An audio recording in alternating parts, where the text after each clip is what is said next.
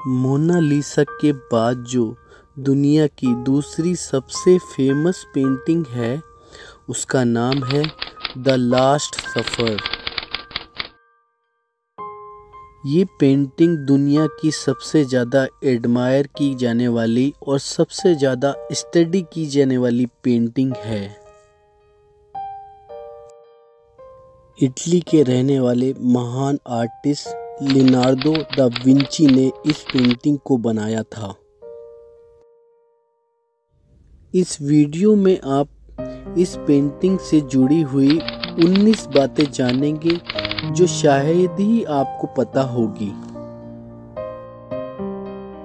Number 19, आप इस painting को कहीं किसी म्यूजियम में नहीं पाओगे। इटली के मिलन शहर के एक कॉन्वेंट में इसका परमानेंट एक घर है। मिलन शहर में एक सेंटा मारिया डेल ग्रेजी नामक एक चर्च और एक कॉन्वेंट है।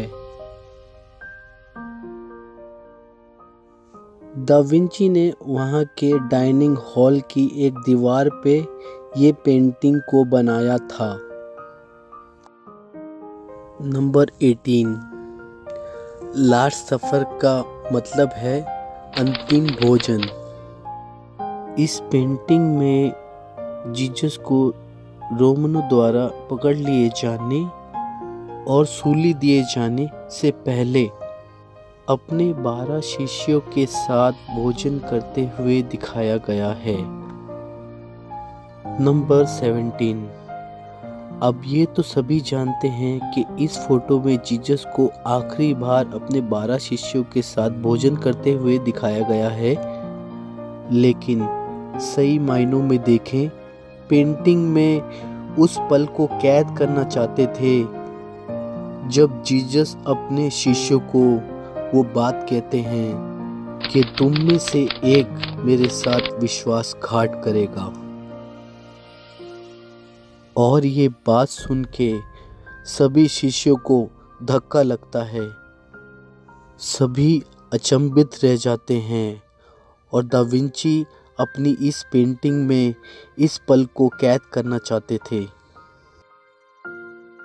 नंबर 16, दा विंची ने अपनी पेंटिंग में दिखाया है कि जीसस के स्टेटमेंट से एकदम से सब पे कैसे प्रभाव पड़ता है। सभी के बीच इमोशन की लहर दौड़ पड़ती है। सभी के चेहरे का रिएक्शन और दिल में इमोशन की लहर दौड़ पड़ती है। सभी के चेहरे का रिएक्शन और इमोशन की वजह से दा विंची की इस पेंटिंग को बहुत मनोहर बना दिया।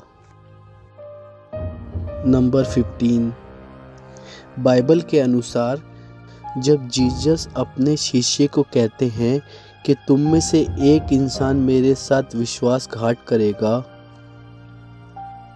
जीसस की इस बात पे उनके शिष्य फिलिप पूछते हैं, भगवान क्या वो मैं हूँ? जीसस भविष्यवाणी करते हैं कि उनका विश्वासघाती उनके साथ ब्रेड उठाएगा।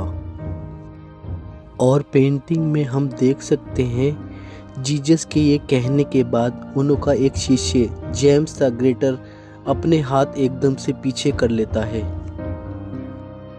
और वहीं दूसरा शिष्य जूडस, जिसका ध्यान पीटर और जॉन की बातों से डिस्ट्रैक्ट हो जाता है और वो अपना हाथ ब्रेड उठाने के लिए प्लेट की ओर बढ़ाता है। उसी टाइम जीसस भी अपना हाथ प्लेट की ओर बढ़ाते हैं। जूडस ही वो इंसान था जिसने जीसस के साथ विश्वासघात किया था और रोमनों द्वारा जीसस को पकड़वाया था। पेंटिंग में दा विंची ने इस दृश्य को बहुत ही खूबसूरती से दिखाया है। नंबर 14, पेंटिंग में जूडस ही एक ऐसा व्यक्ति है जिसको दा विंची ने डार्क स्किन का बनाया है और उसके राइट हैंड में पैसे से भरा एक पाउच है जो उसे एज ए पेमेंट दिया गया था जीसस के साथ विश्वासघात करने के लिए। नंबर 13, ये कहा जाता है कि जब पेंटिंग में जूडस का चेहरा बनाने की बात आई, दा विंची मिलन शहर की जेलों में जाकर ऐसे चेहरे को ढूंढने लगे जिसका चेहरा बिल्कुल दुष्ट की तरह दिखता हो, और जब उनको कोई ऐसा दुष्ट चेहरा दिखा, उसी के चेहरे पे ही उन्होंने जूडस का चेहरा बनाया था। और एक बात, जीसस के साथ विश्वासघात करने की वजह से जूडस का नाम आज गद्दार का सिरेनेम बन चुका है। नंबर 12, जितना आप सोचते हैं ये पेंटिंग उससे कहीं ज़्यादा बड़ी है। इसका साइज 180 बाय 350 इंच है और इस पेंटिंग ने दीवार के दोनों कोनों को कवर किया हुआ है। नंबर 11, द लास्ट सफर की सामने वाली दीवार पे एक दूसरी पेंटिंग बनी हुई है। इस पेंटिंग में जीसस को सूली दिए जाने वाली घटना दिखाई गई है। इस पेंटिंग को बनाने वाले इटली के एक पेंटर जियोवानी दोनातो दा मंत्रोफानो ने 1495 में बनाया था। नंबर 10, ये पेंटिंग इतिहासकारों के बीच काफ़ी विचार का विषय रह चुकी है।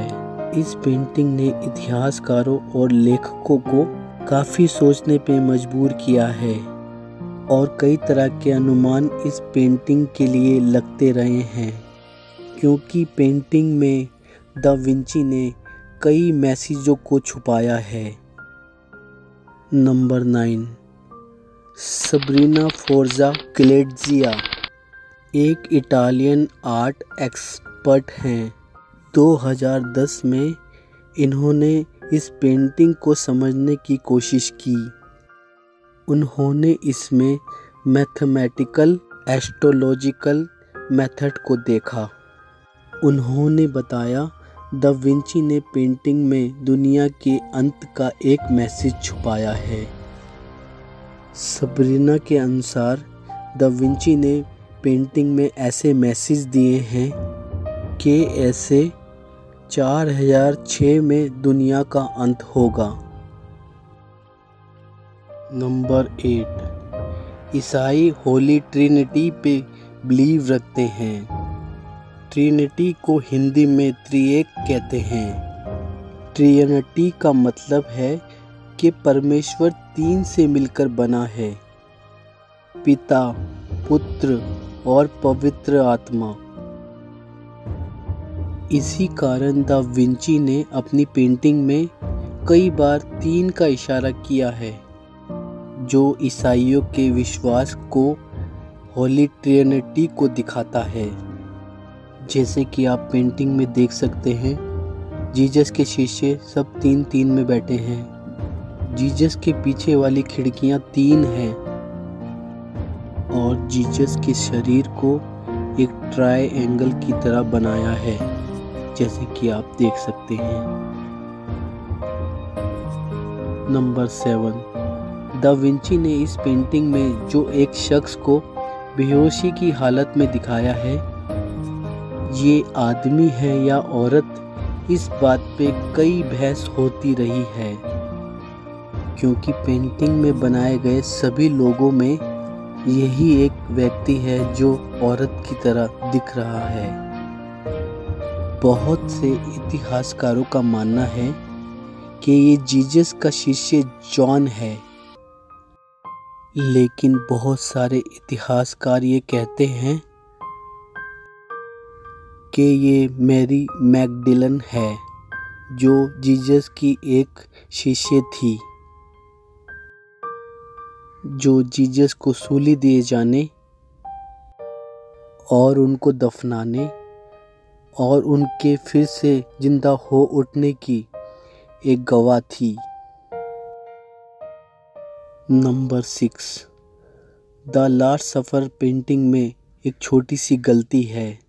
पेंटिंग को ध्यान से देखने में दिखता है एल के साथ ऑरेंज स्लाइसेस रखी हुई हैं, लेकिन जीसस को सूली दिए जाने के कई साल बाद भी मिडिल ईस्ट में संतरे नहीं आए थे।